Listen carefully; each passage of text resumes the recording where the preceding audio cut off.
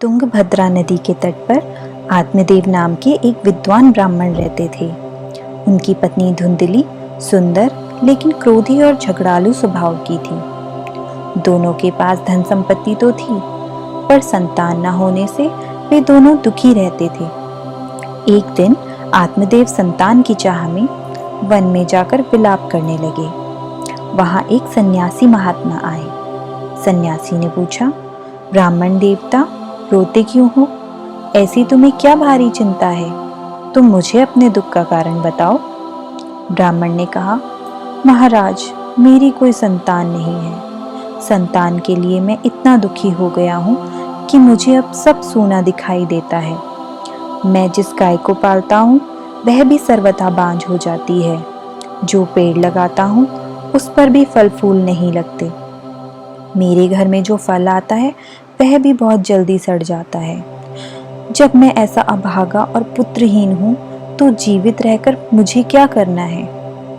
ऐसा कहकर ब्राह्मण सन्यासी महात्मा के सामने फूट फूट कर रोने लगा।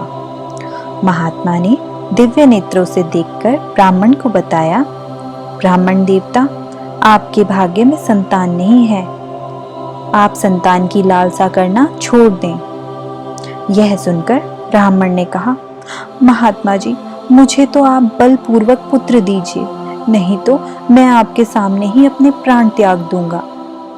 जब महात्मा ने देखा कि यह किसी प्रकार अपना आग्रह नहीं छोड़ रहा है, तब उन्होंने उसे एक फल देकर कहा, इसे तुम अपनी पत्नी को खिला देना, इससे उसको एक पुत्र होगा। घर आकर उसने वह फल अपनी स्त्री को दे दिया और कहीं बाहर चला गया। उसकी स्त्री कुटिल स्वभाव की थी। वह अपनी बहन से कहने लगी, मैं यह फल नहीं खाऊंगी। ये फल खाने से मेरा गर्भ ठहर जाएगा और मेरा पेट निकल आएगा। मुझसे कुछ भी खाया पिया नहीं जाएगा और मेरी शक्ति भी क्षीण हो जाएगी। यह सुनकर उसकी बहन ने कहा, सुन बहन, मेरे पेट में बच्चा है। प्रसव होने पर वह बालक मैं तुझे दे दूंगी। जब तक तू गर्भवती के समान घर में गुप्त रूप से सुख से रहना। तू मेरे पति को कुछ धन दे देगी तो वे तुझे अपना बालक दे देंगे। इस फल को ले जाकर तू किसी गाय को खिला दे। और धुंधली ने वह फल गाय को खिला दिया। कुछ समय पश्चात जब धुंधली की बहन को पुत्र हुआ, तब उसके पति ने चुपचाप अपना पुत्र लाकर धुंधली को दे दिया। ब्राह्मण आत्मदेव उसे अपना पुत्र समझकर बहुत आनंदित हुए। धुंधली ने अपने पुत्र का नाम धुंधकारी रखा। इसी समय ब्राह्मण की गाय ने भी एक मनुष्य जैसे पुत्र को जन्म दिया। वह बहुत ही सुंदर था। आत्मदेव ने उस बालक के गौ के से कान देखकर उसका नाम गौकर्ण रखा।